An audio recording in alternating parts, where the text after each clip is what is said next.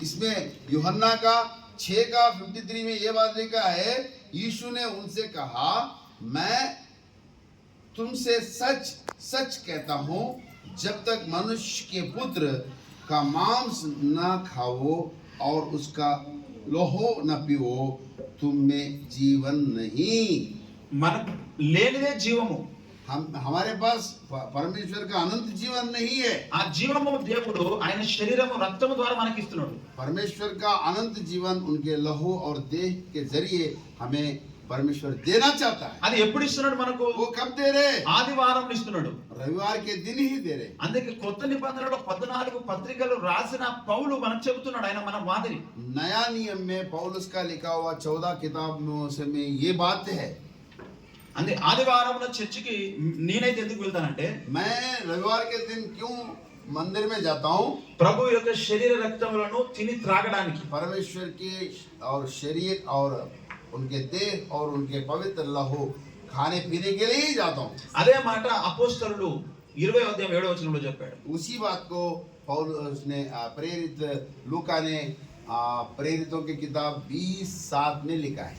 అపోస్తలుల కార్యం 27. हाँ वही 20 का 7. తర్వాత అపోస్తలుల 2:42 కూడా చెప్తాడు. 2 का 42 में भी ये बात है. అలా ఆదివారం ఆయన శరీర రక్తంలో పాలు పొందినప్పుడు, रविवार के दिन जो अपने परमेश्वर की देह में और लहू में शामिल होने से ఆయన జీవం మనలోనికి వస్తుంది. उनका वो और देह में और उनके लहू में भाग लेने से परमेश्वर का अनंत जीवन हमें प्रसार होती है. రేపు యేసు ప్రభుల వారు వచ్చేటప్పుడు మనం చనిపోతే కూడా తిరిగి లేపుకొని ఆయన పరలోకం తీసుకొని పోతాడు. जब यीशु मसीहा दूसरे आगमन के समय में हमको अगर मर गए तो भी हमको जी उठा के लेके जाएगा. అదే మనకు దేవుని నుంచి కలిగే గొప్ప లాభము. वो परमेश्वर से हमको बहुत आशीष हुई है. అందుకే లాజరు ధనవంతుని కథలో దేవుడు చెప్తాడు ఒక పాఠము. लाजर के और धनी के वो जो पैराबल है उसमें परमेश्वर ये बात हमको सिखा रहे. ధనవంతునికి అన్ని ఉన్నాయి, తన ప్రాణమేమో నరకం వెళ్ళిపోయింది. धनवान के पास सब चीजें, लेकिन उनको मरने के बाद उसका जान किधर गया? पाताल में गया. లాజరుకు ఏమీ లేదు, కానీ అతడు పరదేశకు వెళ్ళాడు. लाजर के पास कुछ भी ना था, लेकिन मरने के बाद वो स्वर्ग में चले गया. ఈ ఇద్దరిట్లలో మనం ఎలా ఉంటే బాగుంటుంది? ये दो लोगों में से हम कैसे रहेंगे? धनी रहेंगे, लाजर के जैसा रहेंगे. స్కూల్లో ఒక సండే స్కూల్ టీచర్ అడిగిందంట పిల్లవాడిని. एक संडे स्कूल टीचर ने बच्चा से ये बात पूछी, మీకు లాజర్ లాగా ఉండాలని ఇష్టం ఉందా, ధనవంతుని లాగా ఉండడానికి ఇష్టం ఉందా? आप लाजर के जैसा रहना चाहते हैं या धनी के जैसा रहना चाहते हैं? స్టూడెంట్ ఏం చెప్పాడంటే, वो बालक ने क्या बात बताया? మేడం భూమి మీద నేను ధనవంతుని లాగుంటా, పరలోకంలో లాజర్ లాగుంటానట. मैं धरती पर धनी के जैसा रहेंगे और स्वर्ग में लाजर के जैसा रहूंगा. కుదురుతుంది అది? वो ऐसा होगा क्या? కుదరదు. ఎట్లా? ऐसा नहीं होगा. లాజర్ లాగా నువ్వు భూమి మీద బ్రతుకుతానే పరదేశంలో ఉన్న లాజర్ లాగా ఉంటావు. लाजर के जैसा ही धरती पर जीवन बिताए तो लाजर के जैसा ही स्वर्ग में रहेंगे. దేవుడు ఈ లోకంలో మనకు ఏమి ఇస్తాడో ఇవ్వనివ్వండి. परमेश्वर इस धरती पे हमको क्या देता है देने दो. మనం అడగక ముందే हम पूछने से पहले మనకు తల్లిదండ్రులను ఇచ్చాడు, हमें माँ बाप दिया है చుట్టాలను ఇచ్చాడు, और सारे बंधु लोगों को दिया है, గ్రామాన్ని ఇచ్చాడు, गाँव दिया है, పేరు ఇచ్చాడు. नाम दिया है. ఇవన్నీ పుట్టక ముందే మనకు అన్ని ఉంటాయి. ये हम पैदा होने से ही पहले हमको दिया है. కొంతమందికి పుట్టగానే తల్లిదండ్రులు సంపాదించిన ధనం ఉంటది.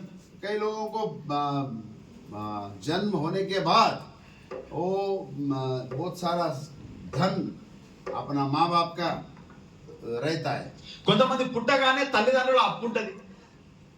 कई लोग जन्म लेते ही कर्जा भी रहता है. అవన్నీ కూడా పుట్టక ముందే ఉన్నటువంటి విషయాలు. वो पैदा होने से पहले ही वो हमारे लिए है, कर्जा या धन. పుట్టిన తర్వాత మనం కోరుకోవాల్సింది దేవుని దగ్గర. अब पैदा होने के बाद हम परमेश्वर के पास मांगने वाले चीज ये है कि ఒకటి మన ఆత్మ నరకము నుంచి తప్పించబడుట. हमारी आत्मा जहन्नुम से बचाना ही है. రెండవది ఆయన జీవం మనలోనికి రావాలి. और दूसरा उनका अनंत जीवन हम में पहुंचना है. మూడవది ఆయనకున్నటువంటి జ్ఞానము మనకు కావాలి. तीसरा है परमेश्वर का विज्ञान ज्ञान हम में आना है। ఈ లోకంలో ఇది చాలిగా. ये इस धरती पे जीने के लिए तीन चीज बस है। ఇది ఉంటే సరిపోతుంది ఈ లోకంలో. ये तीन चीजों की बस है। ఎందుకంటే దేవుణ్ణి నమ్మినా నమ్మకపోయినా అందరూ బట్టలు కట్టుకుంటారు, అందరూ ఇళ్లలో ఉంటారు, అందరూ భోజనాలు చేస్తారు, అందరికి సర్వం ఉంటాయి. परमेश्वर को माने या ना माने सब लोगों के पास सब चीज है। భోజనం చేస్తారు అందరూ, खाना खाते हैं, బట్టలు తొడుకుంటారు అందరూ, कपड़े पहनते हैं, అందరూ స్కూల్కి వెళ్ళి కాలేజ్కి వెళ్ళి చదువుకుంటారు, स्कूल कॉलेज जाते रहते हैं, అందరూ ఉద్యోగాలు చేస్తారు. अपने अपने कामों में लगे रहते हैं। డిఫరెన్స్ ఏం లేదు కదా. फर्क कुछ नहीं है ना। వాళ్ళకి మనకున్న డిఫరెన్స్ ఒకటే, उनमें और हम में एक ही फर्क है। చనిపోయినప్పుడు వాళ్ళేమో నరకం వెళ్ళిపోతారు, మనమేమో పరలోకం వెళ్తాం. वो मरने के बाद जहन्नुम में जाएंगे, हम स्वर्ग में जाएंगे। ఇప్పుడు మనకు కావాల్సింది ఏంటంటే పరలోకం వెళ్ళడమే కావాలి మనకు. हमको ये जरूरत है कि हम स्वर्ग में जाए। ఎంతమందికి అవసరం ఉంది పరలోకం? हम जितने लोगों को स्वर्ग चाहिए, कितने लोगों को स्वर्ग चाहिए इधर लाने वालों? यहाँ बैठे वालों को कितने लोगों को स्वर्ग जाने की इच्छा है? चाहिए। चाहिए। क्या करेगा तो स्वर्ग आता अपन को? स्वर्ग आने को क्या करना चाहिए अपन? पढ़नी चाहिए जी बाइबल पढ़नी चाहिए। हाँ, एक ही बात बोल, अपन स्वर्ग जाने के लिए बाइबल पढ़ना चाहिए. बाइबल क्या बोलते हैं? నువ్వు నమ్మి బాప్తిస్మము పొందిన యెడల నువ్వు నరకం తప్పించుకొని పరలోకం వెళ్తావని చెప్తుంది. यदि आप ईमान रखकर विश्वास रखकर बपतिस्मा लिया तो आप स्वर्ग में पहुंचेंगे। ఇక్కడ ఎంతమంది బాప్తిస్మం తీసుకున్న వాళ్ళు ఉన్నారు? जितने लोग यहाँ बपतिस्मा पाए हैं, कृपया हाथ उठाइए। हाँ, कृपया कृपया ధన్యవాद ధన్యవాद सब लोगों को धन्यवाद. మీరందరూ ఖచ్చితంగా రేపు పరలోకంలో ఉంటారు. जितने सारे लोग बपतिस्मा लिए वो जरूर स्वर्ग में आप दिखेंगे। आमीन। हालेलुया। హల్లెలూయా హల్లెలూయా. హల్లెలూయా. హల్లెలూయా. అక్కడ మీకు దుఃఖం ఉండదు, वहाँ आप दुखित न होंगे, అక్కడ మీకు కష్టం ఉండదు, आपको क्लेश नहीं అక్కడ रहेगा, మీరు పేదవాళ్ళు కాదు, आप वहाँ पे कंगाल नहीं है, అక్కడ మీకు రోగాలు ఉండవు, आपको वहाँ पे आप व्याधिग्रस्त नहीं అక్కడ है, సైతాన్ ఉండడు, वहाँ पे शैतान नहीं रहेगा, అక్కడ శత్రువులు ఉండరు, वहाँ पे शत्रु नहीं रहते, అక్కడ మీ మనస్సుకు ఏ విధమైన బాధ ఉండదు. वहाँ पे आपके मन को कुछ तकलीफ नहीं रहता है। ఈ లోకంలో इस धरती में భక్తులకైనా భక్తిహీనులకైనా ఆకలి బాధ ఉంటది, దుఃఖం ఉంటది, వేదన ఉంటది. भक्त लोगों को या भक्तिहीनों को भूख रहता है और बहुत सारे समस्या रहते हैं ఈ లోకంలో इस धरती में। ఈ లోకంలో వదిలిపెట్టిన తర్వాత इस అక్కడ संसार మనకు को ఎలాంటి छोड़ने के దుఃఖం ఉండదు. बाद कुछ भी नहीं रहता है। కాబట్టి ప్రతి ఒక్కరూ మనం దేవుని మందిరానికి రావాల్సిన ముందు మనం చేయాల్సిన పని ఏమంటే నమ్మి బాప్తిసం పొంది ఉండాలి. परमेश्वर के भवन में आने से पहले परमेश्वर में विश्वास रखना और बपतिस्मा पाना है। తర్వాత చేయాల్సిన పని ఏంటంటే बाद में करने वाले चीज है ఆదివారం చర్చికి వచ్చినప్పుడల్లా ప్రభువు యొక్క శరీర రక్తంలో పాల్గొందాం. रविवार मंदिर में आने से भवन में परमेश्वर की पवित्र देह को लहू को पीना है, खाना पीना खाना पीना। इतना करना अपन ఇది చేస్తే చాలు. ये करे तो बस है। తర్వాత బైబిల్ చదవాలి, बाद में बाइबल पढ़ना, అప్పుడు బైబిల్ అర్థం కావడం మొదలవుతుంది. जब बाइबल समझ में आना होता है। చాలా మందికి నేను మొదటి నుంచి చెప్తూ వచ్చాను, బైబిల్ ప్రశ్నలు వస్తాయి కనుక చదవట్లేదని. बाइबल में बहुत सवाल उठते इस कारण ज्यादा लोग नहीं पढ़ते हैं। ఇంకా కొంతమంది ఎందుకు చదవరంటే और बहुत दूसरे लोग क्यों नहीं पढ़ते? అసలు వాళ్ళకి ప్రశ్ననే రాదు. उसको सवाल ही नहीं आता है, ప్రశ్న రాకపోతే కూడా చదవరు. और सवाल ना उठने से भी नहीं पढ़ेंगे। ప్రశ్న వచ్చింది అంటే అర్థం అవుతుందని అర్థం. सवाल उठने से उनको ये मालूम है कि पढ़ने की कांक्षा है। అది ప్రశ్న కూడా అర్థం కావడం లేదు అని అంటే అసలు అది ఏమీ అర్థం కావట్లేదు అన్నమాట. जब सवाल ही उनको समझ में नहीं आ रहा तो कुछ भी समझ में नहीं आए। బైబిల్ని మనం అర్థం చేసుకుందాం అవుతాం, बाइबल को हम समझने की कोशिश करेंगे या नहीं? అర్థం చేసుకుందాం, చదవడం మొదలు పెడదాం. हम पढ़ना चालू करेंगे। మీకు ఎన్ని ప్రశ్నలు వస్తే అన్ని ఒక బుక్ లో రాసుకోండి. कितने सवाल आप मन में आए तो एक किताब में लिखो, మేరకు ప్రశ్న బేచో, वो सवाल हमें भेज दीजिए। మీరు ఇంకొక 1000 మందికి చెప్పేటట్టుగా తయారవుతారు మీరు. आप मुझे सवाल मुझे भेजे तो मैं आपको ऐसा बनाऊंगा और 1000 लोगों को वो सवालों का जवाब करने वाले जैसा मैं आपको तैयार करूंगा। हालेलुया। హల్లెలూయా. మీకు ఇప్పటికే ఏమైనా ప్రశ్నలు ఉన్నాయా?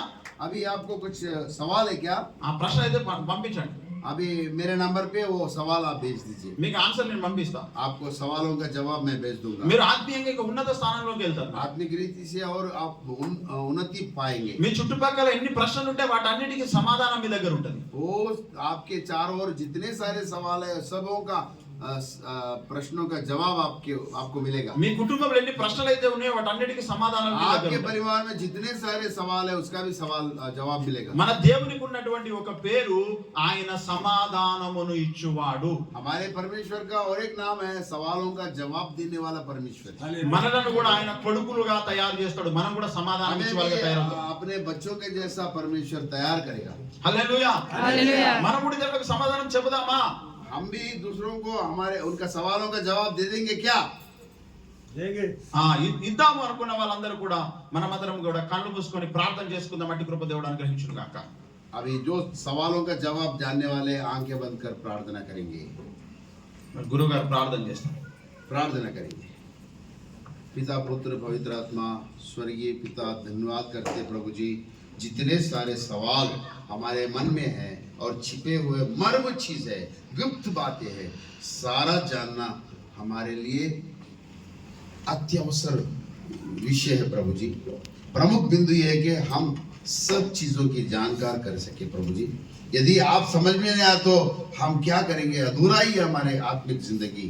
अधूरा आत्मिक जिंदगी को भरपूर ज्ञान से भर दे प्रभु जी, ताकि हम आपको समझ सके और आपकी राह पर चल सके, आपकी मर्जी को पूरी कर सके। प्रभु यीशु के पवित्र नाम में छोटी सी प्रार्थना मांगते सुनो ग्रहण करें। आमीन आमीन। Thank you all. Thank you Sharan ji. Praise the lord.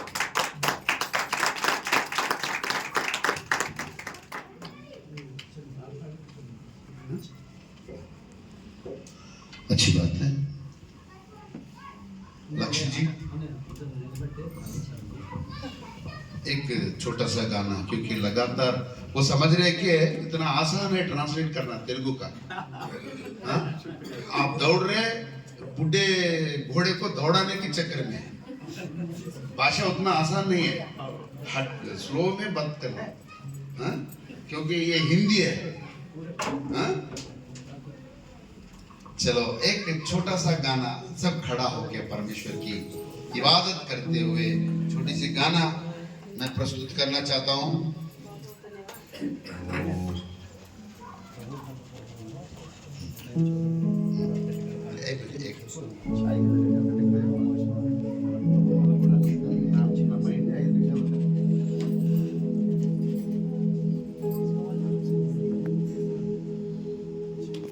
C minor.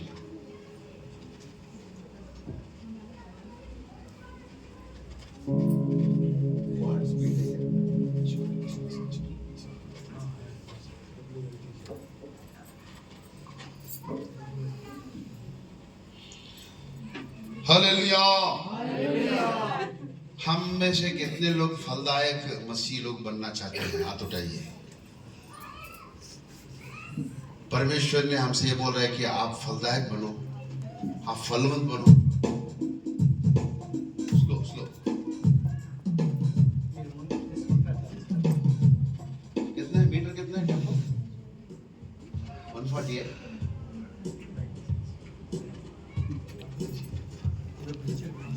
हाँ नहीं, ये नहीं होता, ये नहीं, ये वाट्स नहीं है। रोड था